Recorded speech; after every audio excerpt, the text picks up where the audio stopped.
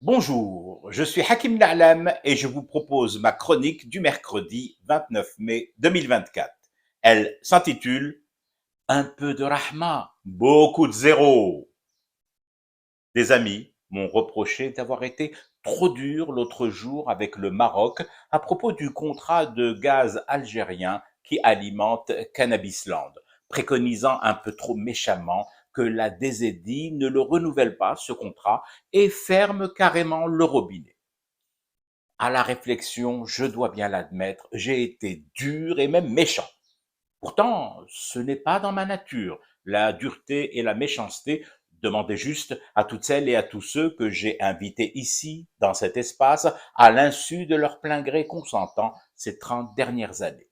Mais bon, je veux bien le reconnaître et faire contrition. Je me repens de mon impulsivité qui appelait par toutes les pores de ma colère à couper le robinet. Non, nous n'allons tout de même pas tuer de froid le voisin de l'Ouest. Il y a d'autres façons de voir les choses, disons plus humaines, empreintes d'un peu plus de compassion envers le prochain et proches géographiquement. Donc, après mûre réflexion, bien au chaud dans mon bureau, les lumières tout allumées, le radiateur aussi, même en plein mois de mai déjà caniculaire, je propose de le garder ouvert, ce robinet. Faut juste revoir un chouïa les clauses du contrat de livraison de gaz des Étiens à Hadouk. Oh, pas d'affolement et pas grand-chose, on ne va pas chambouler. J'ai dit que j'allais rester humain, donc pas de bouleversement traumatique et traumatisant dans notre relation commerciale et commerçante.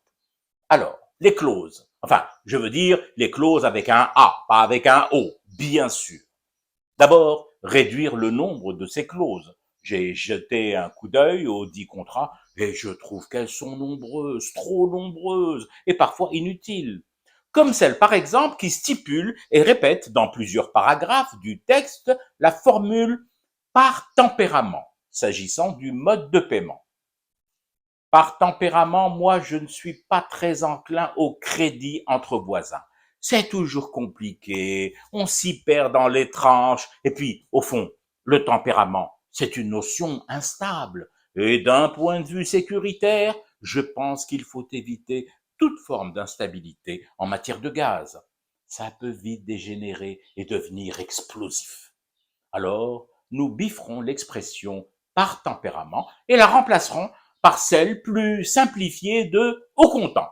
Au comptant, tout le monde est content et celui qui ne l'est pas, il va voir ailleurs ou se couche collé à une bouilloire froide dans son lit le soir.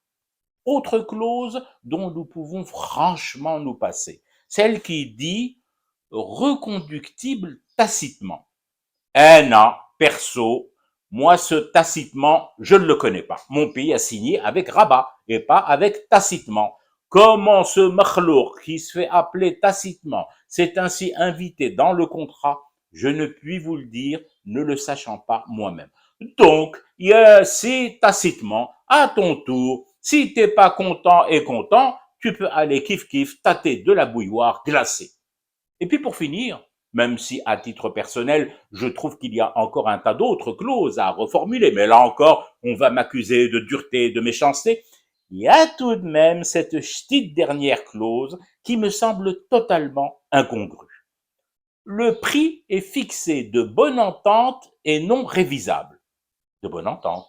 De quelle entente parlons-nous?